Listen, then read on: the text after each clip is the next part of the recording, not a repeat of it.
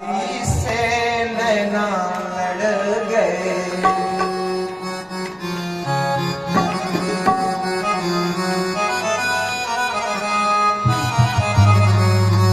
नैना लड़ गए श्याम सलोने से, नैना लड़ गए, नैना लड़ गए श्याम सलोने से, नैना लड़ गए श्याम सलोने से, नैना लड़ गए, नैना लड़ गए श्याम सलोने से, नैना लड़ गए, नैना लड़ गए, नैना लड़ गए, नैना लड़ गए श्याम सलोने से, नैना लड़ गए, नैना लड़ गए श्याम सलोने से, नैना लड़ गए।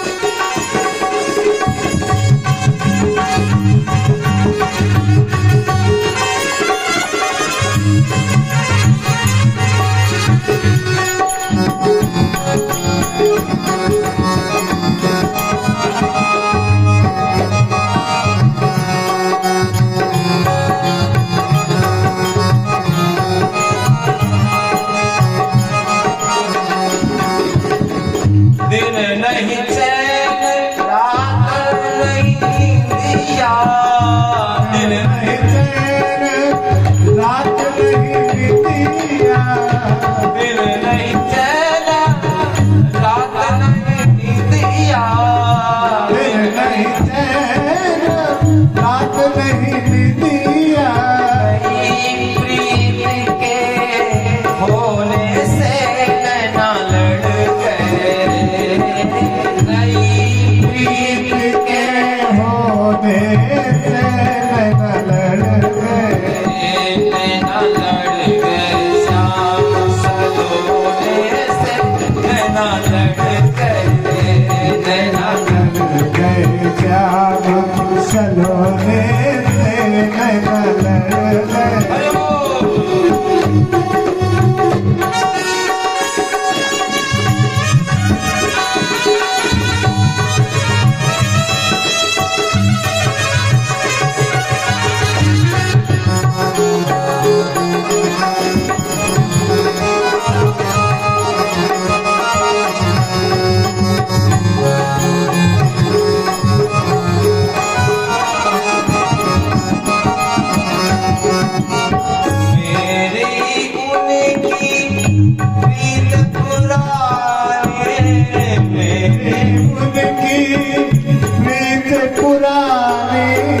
ये जीव और परमात्मा की जो प्रीत है पुरानी है, मेरी उनकी प्रीत पुरानी, मेरी उनकी प्रीत पुरानी, जब से आई मैं गाने से,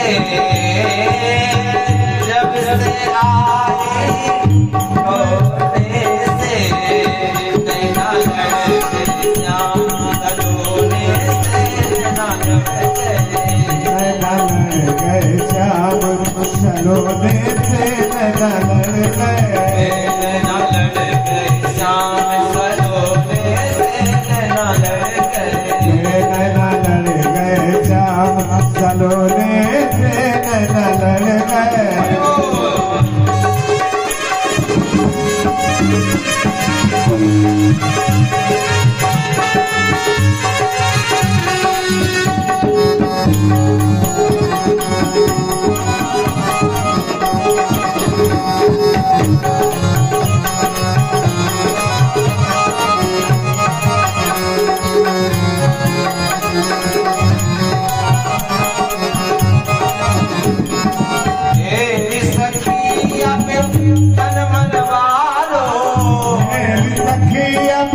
तन मनवारो, मेरी सखी अब तन मनवारो, मेरी सखी अब तन मनवारो, नंद बाबा के छोने से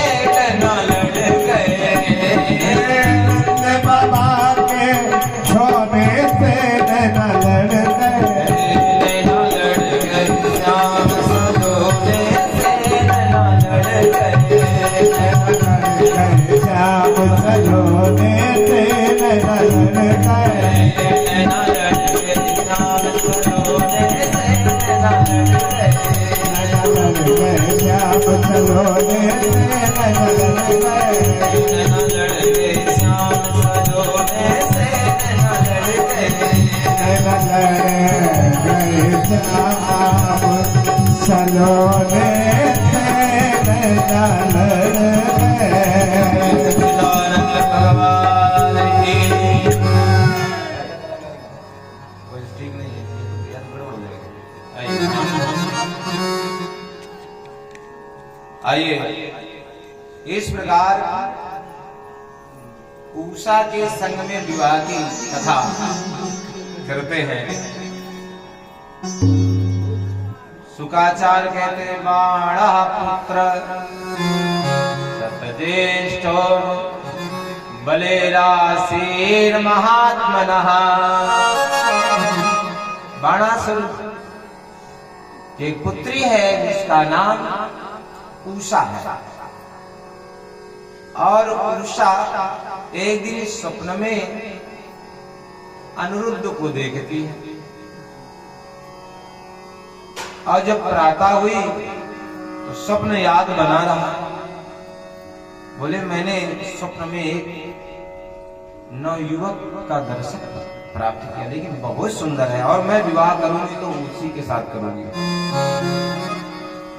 यह बात एक चित्रलेखा नामक सहेली है जो बहुत से विद्याएं जानती है और ऐसे ऐसे चित्र बनाती है लगता है कि बोलने वाला है। तो समस्त वीरों के चित्र बनाना शुरू किया। बोले ये है, बोले नहीं। जब भगवान कृष्ण का चित्र बनाया थोड़ी शर्माई और इस प्रकार जब अनिरुद्ध का बनाया तो बोले हाँ ये यही है। और बोले कैसे? बोले ठीक है जा रही हूं। और चित्रलेखा राति रात पलंग सहित अनिरुद्ध को सोड़ितपुर में ले आई। आज के हिसाब से कहा जाए तो किडनैप कर लिया, यही बोलेंगे है ना। अब यहां तो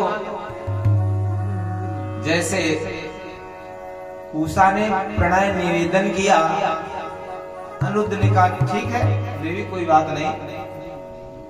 और काफी दिन रुके। एक दिन कुछ रक्षकों ने, द्वारपालों ने अंदर से हंसने की आवाज सुनी। जब हंसने की आवाज आई वो भी पुरुष की, तो बाणासुर के पास गए और कहा प्रभु विचेषितं लक्षयामः कन्याया कुलदूषणम्। प्रभु तुम्हारी कन्या के लक्षण ऐसे दिख रहे हैं मानो दूषित कर रहे हैं। और इस प्रकार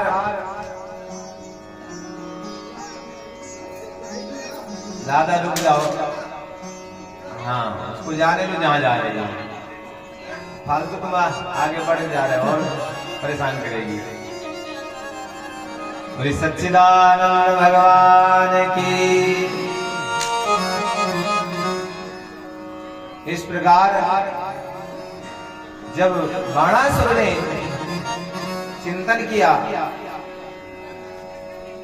तो उषा के कमरे में पहुंचे और पहुंच करके अनिरुद्ध को बंदी बना लिया।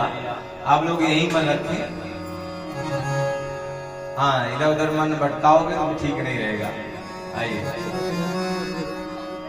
चलिए बोल वृंदावन बिहारी लाल की। इस प्रकार जब बंदी बना लिए गए, नारद जी ने दौड़ लगाई, भगवान के पास पहुंचे, कहा सब ठीक है? बोले हाँ सब ठीक है। बोले आजकल अनिरुद्ध नहीं दिखाई दे रहे हैं। भगवान ने कहा अच्छा कहाँ है अनिरुद्ध? बोले इस समय बढ़िया बाणासुर के जेल में फरारी काट रहे हैं। तब भगवान ने आक्रमण किया। जब आक्रमण किया तो भगवान शंकर जी से वरदान मांगे थे बाणासुर ने, तो एक ध्वजा दिया था। बोले जिस दिन ये ध्वजा गिर जाए समझ लीजिए मृत्यु समीप है, आप हार जाएंगे। अच्छा अच्छा अच्छा। अब जैसे भगवान पहुंचे ध्वजा गिर गई। जब ध्वजा गिरी तो बाबा से प्रार्थना की बाबा बचाओ, तो भोलेनाथ आ गए। और जैसे भगवान के सामने आए तो एक दूसरे को प्रणाम किया। बोले बाबा आप कहाँ? बोले ये हमारा चेला है, इसकी रक्षा करने के लिए आना पड़ा। बोले प्रभु आप कहाँ? बोले हमारा नाती इनके जेल में बंद है। कैसे युद्ध होगा? बोले आप अपना कर्म करें, हम अपना कर्म कर रहे हैं। और इस प्रकार भगवान शंकर जी और कृष्ण जी का युद्ध हुआ। भगवान ने एक जो है जम्ब का अस्त्र छोड़ा जिससे कि जमुआई आ गई। बाबा को जमुआई आने लगी। बाबा ने उस समय ज्वर वाला बाण छोड़ दिया, सबको ज्वर हो गया। और जब जमुआई आई और उसी समय अवसर मिल गया बाबा को बार बार जमुआई आ जाए तो निशाना चूक जाए। उधर बाणासुर को पकड़ा गया, 100 भुजाएं थी, सब काट दी गई। 4 बची। और जब 4 बची तो कहा अब इनको छोड़ दिया जाए। बोले हाँ अब 4 भुजा मेरे स्वरूप हो गया है और मैं इनको मृत्यु कैसे दे सकता हूँ? ये भी तो हमारे प्रहलाद जी का नाती है। प्रहलाद जी के नाती पनाती हुआ जाता है। कैसे? प्रहलाद जी के बैरोचन के बलि के पुत्र बाणासुर। बोले ये भी तो हमारे प्रिय का ही अंश है। अपना स्वरूप दे करके छोड़ करके आए और उषा को पौत्र वधू बना करके लाए। बोले सच्चिदानंद भगवान की जय। जब यदुवंशी 56 करोड़ हो गए, कितने इस समय 140 करोड़ है भारत की जनसंख्या। उस समय यदुवंशी 56 करोड़। भगवान ने कहा ये श्रृंखल ना हो जाए, अपने बच्चों को लेकर के शिक्षा दे रहे हैं। एक दिन बच्चे गेंद खेल रहे हैं तो एक कुआं मिला। संयोग से वो गेंद कुएं में चली गई। जब निकालने के लिए पहुंचे तो वहां एक बड़ा सा गिरगिट पड़ा हुआ है। बच्चों ने बताया कि गिरगिट पड़ा हुआ है, गेंद कैसे निकले? भगवान स्वयं पहुंचे। इसलिए अपने बच्चों के साथ खेलना आवश्यक है। अपने बच्चे हों तो हम सभी गृहस्थों का ये नियम होना चाहिए। उनके साथ बैठो, कुछ वार्ता करो। 16 साल के हो गए हैं, दोस्ती कर लो और बाद में शिक्षा दो। भगवान ऐसे कर रहे हैं, सबको बता रहे हैं कि देखो ये कुएं में पड़ा हुआ। और जैसे भगवान का स्पर्श पाया तो शरीर छूट गया और भगवान के सामने आकर के प्रणाम करने लगा। अब तो मनुष्य वेश में भगवान के स्वरूप हो गया है। तब भगवान ने पूछा आप कौन हैं? तो उसने कहा नगो नाम नरेंद्रो अहम इच्छाकु कनया प्रभो दान स्वाख्याय मानेषु यदि ते कर्णम स्पृशम। आप प्रभु मैं इक्ष्वाक पुत्र नृग हूं, और यदि आपने दानियों का नाम सुना होगा तो दानियों में मेरा भी नाम था, और नीचे की लाइन में नहीं, सबसे ऊपर नाम था। भगवान ने कहा तुम्हारी दुर्गति कैसे होगी, तुम दानी नहीं होगे। बोले दुर्गति ऐसे हुई कि एक बार हमने किसी गैया का दान ब्राह्मण को दिया, ब्राह्मण लेकर के चला गया, और गैया का स्वभाव होता है अपने स्थान में लगाव बहुत होता है। संयोग से ब्राह्मण के घर से छूट करके गौशाला में फिर मिल गई। उसी गैया को हमने दूसरे ब्राह्मण को दान कर दिया। जब दूसरे ब्राह्मण को दान कर चुके, संकल्प कर चुके, तो पहले वाला ब्राह्मण आ गया। उसने कहा राजन ये तो हमारी गैया है, हमें दो। बोले हम तो इसको दान कर चुके। बोले हमारी गैया आपकी गौशाला में आ गई थी। बोले हमें मालूम नहीं था, इसके बदले में कुछ भी ले लो, अब इन ब्राह्मण को ले जाओ। बोले हम नहीं देंगे गैया, और वो भी ब्राह्मण अड़ गया कि हम गैया यही ले जाएंगे। आखिर में दोनों ने गैया को छोड़ दिया और अपने अपने घर को चले गए। जब मृत्यु हुई तो यमराज ने पूछा अपने पाप का फल भोगोगे कि पुण्य का?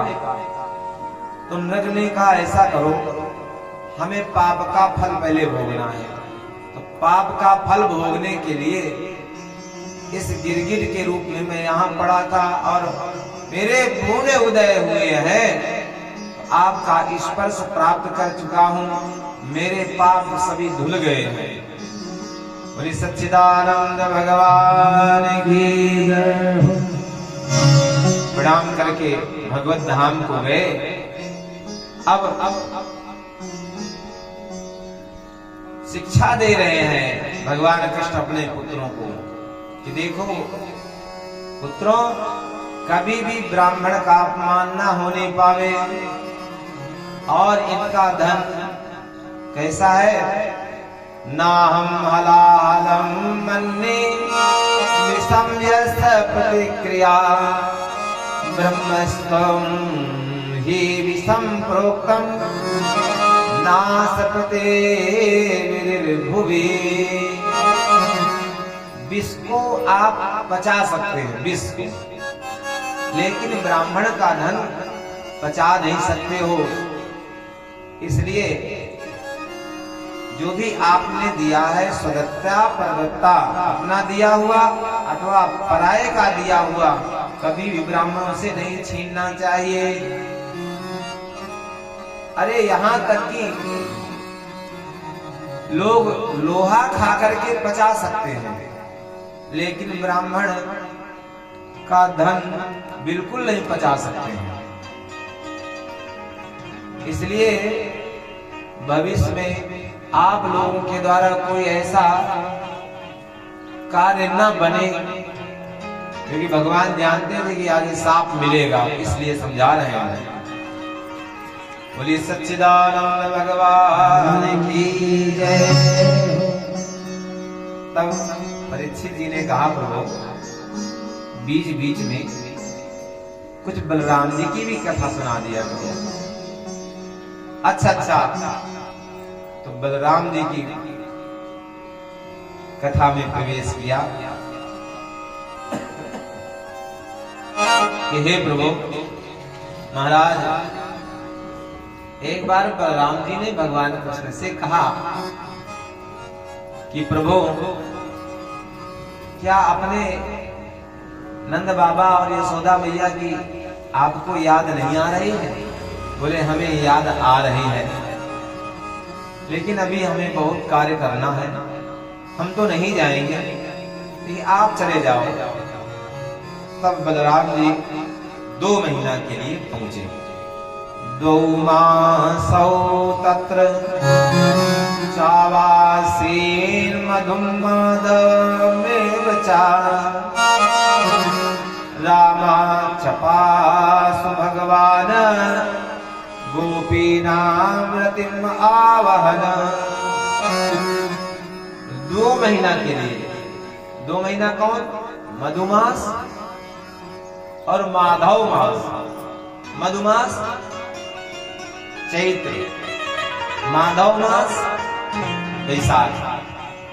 चैत्र और बैसाख के 2 महीने के लिए छुट्टी लेकर के पहुंचे, छुट्टी बिताने के लिए। इस बार अपने जन्म स्थान पर छुट्टी बिताएंगे। और एक दिन बहुत गर्मी पड़ रही थी, तो ग्वालों ने कहा, दाऊ दादा चलो यमुना में स्नान करावे। बोले क्यों स्नान करावे, यहीं ना बुला ले। बोले जैसी आपकी माया। तो तुरंत ही आवाहन किया, अरे यमुने तुम यहीं से बहने लगो। यमुना ने कहा, कोई भी कह दे हम नियम बदल देंगे, हम नहीं बदलेंगे आएंगे। और जब ऐसे बोली तो तुरंत ही बलराम जी को क्रोध आया और अपने हल से खींच लिया। और तभी आप लोग ध्यान दीजिए, जो गए हों वृंदावन और मथुरा बहुत टेढ़ी मेढ़ी बह रही है। जैसे खींचा तुरंत हाथ जोड़ करके यमुना सामने आई। कहा, राम राम महाबाहो न जाने तो विक्रमम ये कांसेन विधूता जगति जगतापते। हे राम महाबाहो, आपके अतुल विक्रम को हम जान नहीं पाए। और हे प्रभु, आप ही जगत के आधार हैं, हम आपको प्रणाम करते हैं। जब इस प्रकार स्तुति की कहा जाइए तुम्हारा कल्याण हो। बलराम जी के चले जाने पर कुछ राक्षसों को अवसर मिल गया। एक पौंड्रक नामक राजा था, राक्षसी प्रवृत्ति थी। उसका एक मित्र था काशीराज। बोले इस समय बलराम जी नहीं है। और ये पौंड्रक कैसा, अपने नकली 2 हाथ और लगा लिए, 4 हाथ वाला अपने आप को, और एक बटन से चलने वाला गरुड़ भी, चक्र भी प्राप्त कर लिया था। वो भी जैसे बिजली से चल, बैटरी वाला ऐसा बिल्कुल स्वरूप बनाया था, बिल्कुल भगवान का स्वरूप बना लिया। तो काशीराज ने कहा, प्रभु एक पत्र लिखो भगवान कृष्ण से कि आप भगवान नहीं है, असली भगवान तो हम हैं। और हर 2-4-10 साल में ये पता चलने लगता है भगवान पैदा हुए हैं, है ना। भगवान भगवान और भगवान पता लगा जेल के अंदर। जो अपने आप को भगवान समझते रहते हैं ना, कि उनकी भगवत्ता जेल में ही दिखाई पड़ती है।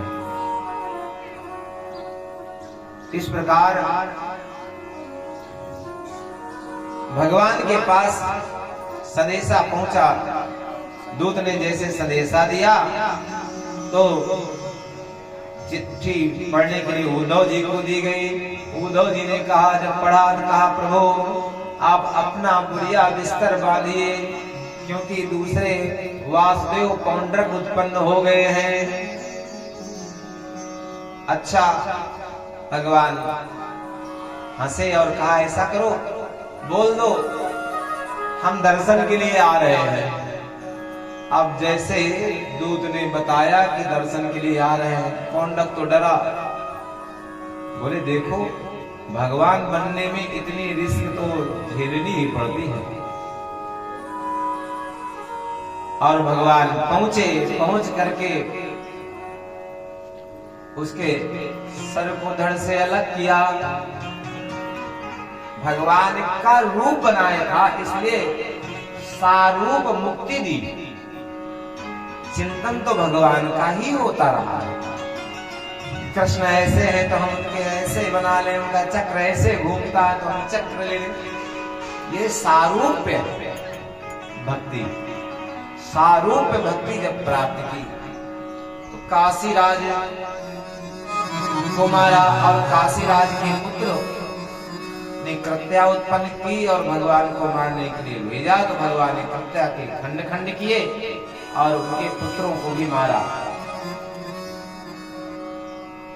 अब कहते हैं कि जैसे नरकासुर का एक मित्र था जिसका नाम था द्विविद। द्विविद वही है, द्विविधमयम नील नल अंगद गद विकटासी। सुंदरकांड में पढ़ते हैं। रावण ने पूछा सुख से कि भगवान की सेना में कौन कौन है और भगवान कैसे है। तो बताते हैं द्विविध है, मयंद है, नील है, नल है, अंगद है, गद है, विकट है, ये सब बता दिया। बोले जो आग लगा गया था उसका कौन सा नंबर है? बोले उसका सबसे पीछे वाला नंबर है। बोले इतने बड़े बलवान हैं? बोले हाँ। क्यों भूल जाते हो प्रभु? बाली था, आप उसके कांख में दबे रहते थे, 6 महीने तक दबाए घूम रहा था, आप कुछ कर नहीं पाए थे। तो ऐसे बोले बैठते कैसे? बोले ऐसे बैठते हैं, राम जी हैं, राम जी के चारों तरफ बानर भालू सब बैठे हैं, बिल्कुल राम दरबार। और राम दरबार बड़ा आनंद देने वाला है। सकल संसार राम दरबार है। सोचो, सकल संसार राम दरबार है। इसने क्या किया? भगवान की अवहेलना करने लगा। किसकी? बलराम जी की अवहेलना किया तो बलराम जी ने इसका भी उद्धार किया। जानते हो, रामादल से निकाल दिया गया था।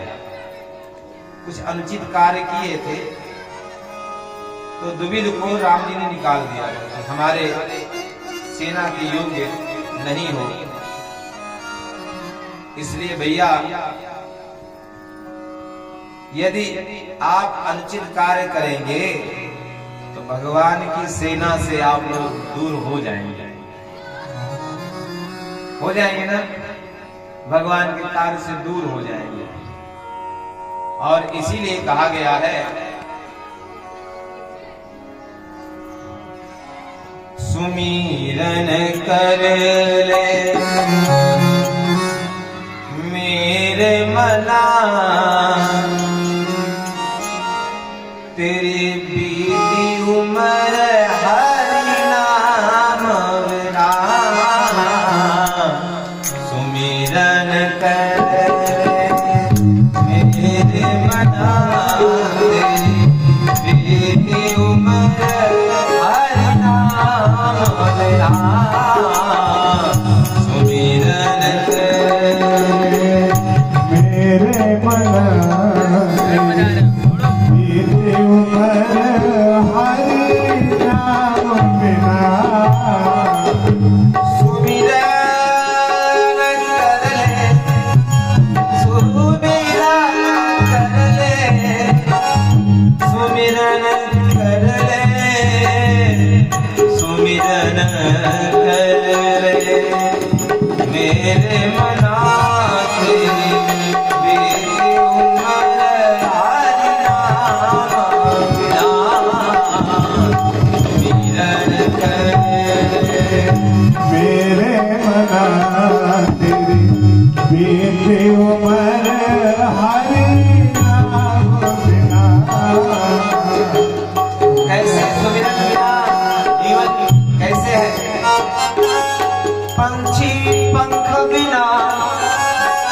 हस्ती तंग बिना नारी पुरुष बिना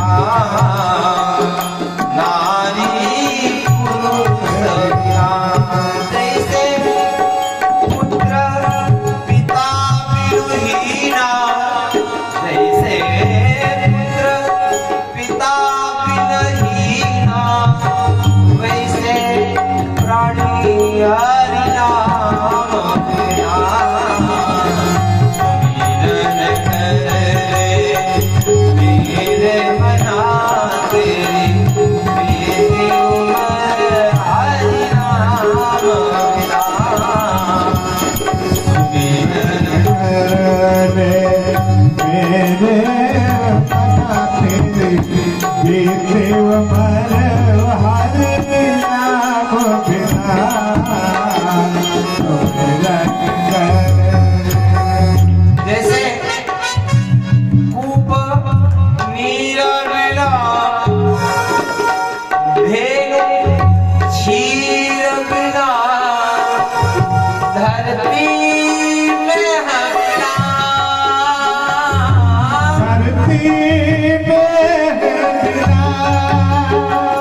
जैसे तरुवर फल बिनहीना जैसे तरुवर फल बिनहीना वैसे प्राणी की हरि नाम बिना सुमिरन करे मेरे मना तेरी बीती उमर हरि नाम बिना सुमिरन करे मेरे मना तेरी बीती उमर हरि नाम बिना सुमिरन करे। देह ये शरीर बहुत सुंदर हो लेकिन नेत्र न हो देह नैन बिना रल चंद्र बिना मंदिर दीप बिना मंदिर दीप बिना जैसे पंडित वेद विहीना जैसे पंडित वेद विहीना वैसे प्राणी हरि नाम बिना सुमिरन करे मेरे मना तेरी बीती उमर हरि नाम बिना सुमिरन करे मेरे मना तेरी बीती उमर हरि नाम बिना। काम क्रोध मद लोभ निवारो छोड़ विरोध संत जना छोड़ विरोध संत जना कहनानक सुनु भगवंता कहनानक सुनु भगवंता इस जग में नहीं कोई अपना सुमिरन करे मेरे मना तेरी बीती उमर हरि नाम बिना सुमिरन करे मेरे मना तेरी बीती उमर हरि नाम बिना। सुमिरन करे सुमिरन करे